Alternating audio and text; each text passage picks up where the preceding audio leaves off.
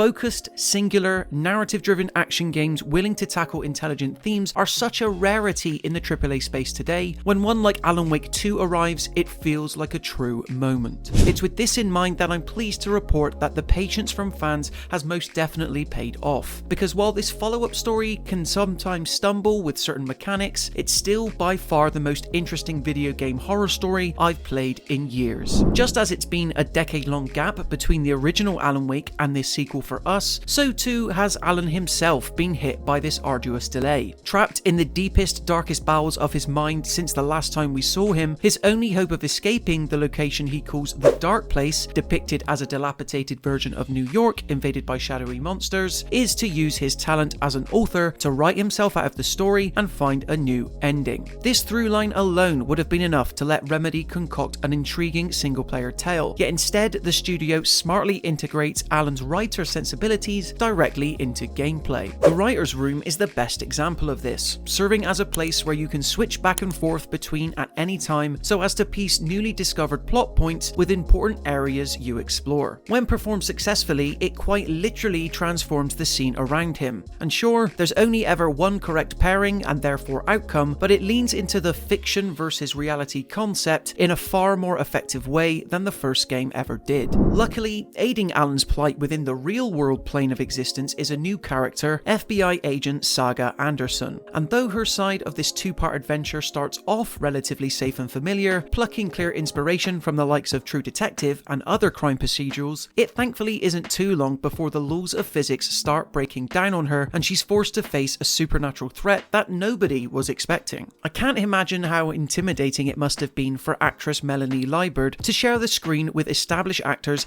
in a game literally called Alan Wake 2. She not only holds her own though, but brings an appreciated amount of depth and emotion to her side of the game. Now, Alan Wake 2 has been forever pitched as a survival horror game, and for the most part it lives up to that promise. Fighting the shadowy taken enemies is much more intimidating than before on account of them lurching, shifting, and sometimes speeding headfirst into your character's personal space. This makes trying to get crosshairs on them a frantic challenge in itself, adding to the overall feeling that mind games are being played on both Saga and Alan constantly. I only wish that there was a bit more enemy variety to see throughout this 15 to 20 hour nightmare.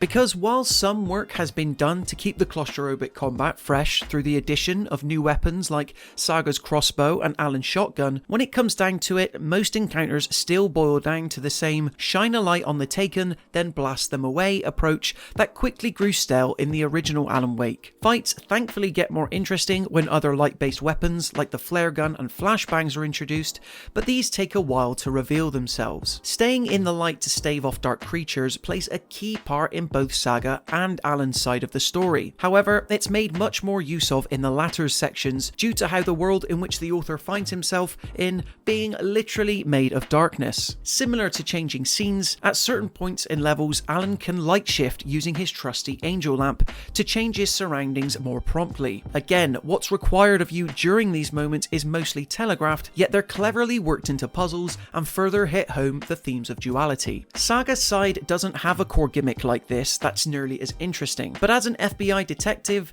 she has the ability to rely on what's called the Mind Palace, aka her vision of Alan's writer's room that can be instantly switched to at any time, and this is where evidence and clues can be paired up to progress the story. The Mind Place really does pay excellent tribute to Saga's nature as an investigator. Players hoping they'll get to solve conundrums themselves will be disappointed though, because working through the case board often descends into bouts of trial and error of pairing up the correct evidence. You're never truly a detective in these Mind Place moments, just convincingly role-playing as one, which is a bit of a shame. Where Alan Wake 2 shines more so is thankfully in the story, settings, and undeniably unsettling scenarios it constantly sets you in. Being able to switch between Alan and Saga's realities following the initial 5 chapters is a genius move to let you choose which brand of horror, supernatural or psychological, you're in the mood for, and the inherent creep factor of both is no doubt helped by what is easily one of the most most gorgeous current gen releases I've ever seen run on a PS5. How Remedy plays with light, shadow, and the depth of both in the plethora of locations you get to visit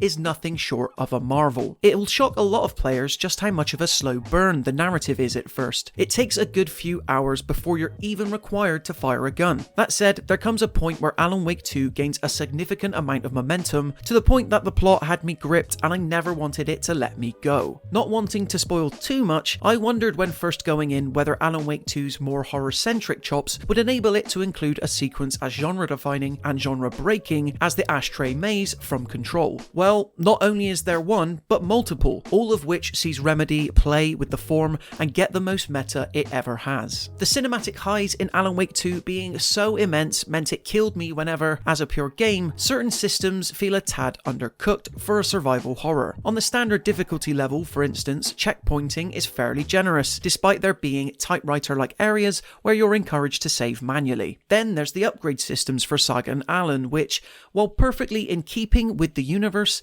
felt a bit superfluous for the amount of challenge in the long run. Couple this with the linearity of concepts like Saga's Mind Place and Taken enemies feeling repetitive, Alan Wake 2 comes up just shy of complete perfection. None of this takes away from Alan Wake 2 being one of the most creative and confident survival horror games to come out of the AAA space since probably 2019's Resident Evil 2, and even then, that was a remake building on the bones of a pre-existing game. By toiling away on the concept for what a sequel to the original Alan Wake would look like for well over a decade, Remedy has crafted a genuinely chilling single-player adventure that's just as innovative as it is beautiful. If you're seeking modern scares, look no further than the nightmare-fueled gauntlet Alan Wake 2 sets you on. We at The Mirror Gaming give Alan Wake 2 a 4 out of 5. So there you have it, guys, in terms of my full review thoughts on Alan Wake 2, a game I really love. It came so close to getting full marks, but just a few too many niggles in the end. Anyway, let me know how excited you are to check out Alan Wake 2 in the comments and whether or not you plan on picking it up.